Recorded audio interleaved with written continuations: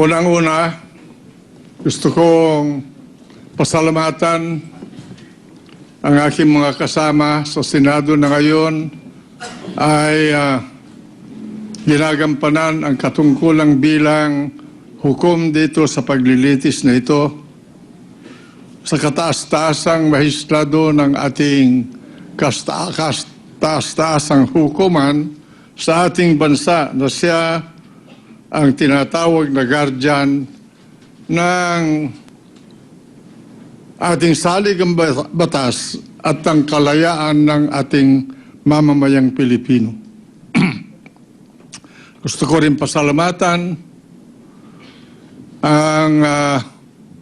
mga abogado ng dalawang panig nandito ngayon, the prosecution panel as well as the defense panel for their untiring effort in participating in ferreting out the truth in this trial and in order to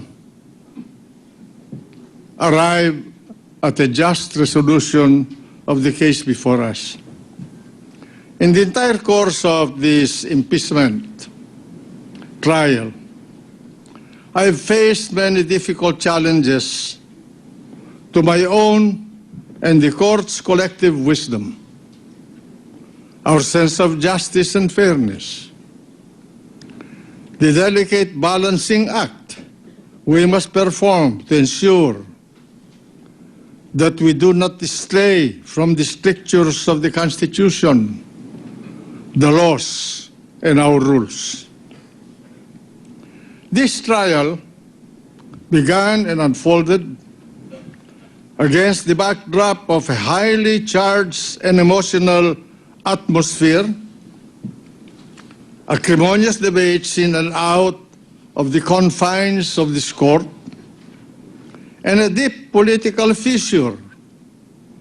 which threatened the stability of our democratic institutions. But the impact of the many events that transpired since December 12 last year to this very day, taken together,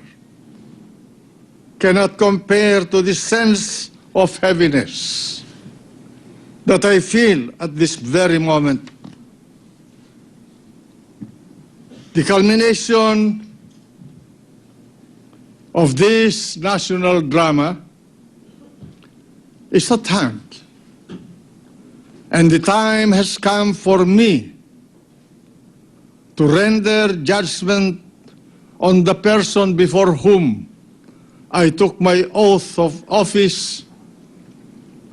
as a senator of this republic, no less than the Chief Justice of the Supreme Court, Renato C. Corona. The respondent Chief Justice and his family understandably feel deeply hurt, pained, and aggrieved. As a lawyer, I must confess that I was personally frustrated, really frustrated, by the loose and hasty crafting and preparation that characterized the presentation of the charges contained in the articles of impeachment. It seems that the case was being built up only after the charges were actually filed. The repeated recourse to this court's compulsory processes to obtain evidence which normally should have formed the factual basis of the charges in the first place further burdened and at times taxed the patience of this court. We have witnessed with disdain the indiscriminate, deliberate, and illegal machinations of some parties have been less than forthright with this court and its members in presenting dubiously procured and misleading documents which were spread to the media, obviously to influence these courts and the public's opinion. The letter of this administration of the Land Registration Authority, which contained as an attachment a list of 45 properties supposedly owned by the respondent Chief Justice, was fed to the media even before we could begin the actual trial of the case. Even before the Honorable Ombudsman, Conchita Carpio Morales, was called to testify before this court, her letter to the Chief Justice requiring him to explain in 72 hours an alleged aggregate amount of US $10 million in several dollar accounts was leaked to the media right before the resumption of this trial last May 7. We have sternly cautioned against unethical and unprofessional conduct, the penchant to engage in trial by publicity, to use the media to disseminate and advance so-called information or evidence, to provoke and disrespect this court and its members, and to irresponsibly hurl disparaging insinuations and accusations. We have tried to impress upon everyone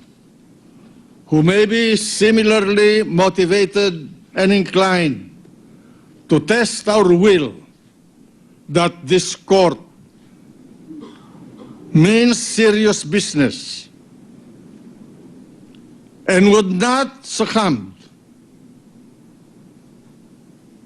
to or allow such underhanded tactics and gimmickry to deter this court from our task. Prudence and justice dictate that in determining the guilt or innocence of the Chief Justice, we must try our best to confine ourselves to the pieces of testimonial and documentary evidence that have been presented to this court, to pass upon their relevance and to measure and weigh their value in the light of the charges before us. After all, the accusations leveled against the Chief Justice, 8 charges in all comprising the articles of impeachment, the prosecution chose to present evidence only on 3 articles, namely Article Roman number 2, Roman numeral number 2, Roman numeral number 3, and Roman numeral number 7, and then abruptly rested its case. I've always believed that of these three, the case for the prosecution and the defense will rise or fall on Article 2, which is now the subject of our vote. This court, at one point, had extensive discussions and differences of opinion, to be sure, regarding the charge contained in paragraph 2.4 of Article 2, that the Chief Justice was, and I quote, suspected and accused of having accumulated ill-gotten wealth acquiring assets of high values, and keeping bank accounts with huge deposits. Close quote. We ruled to disallow the introduction of evidence in support of paragraph 2.4, which to this day I strongly maintain, as I'm sure my colleagues in this court strongly maintain, was an invalid charge, it being based on mere suspicion, on so-called reports, rather than on factual allegations. The defense and the Chief Justice himself, unhappily, somehow revived this issue of the nature of his assets by introducing evidence to prove that his income and assets were legitimate, and by testimony to show how he and his wife had saved and invested these savings in foreign currency over so many decades. At this moment, I wish to reiterate for the record that the Chief Justice does not stand accused of having amassed any illegal wealth before this impeachment court.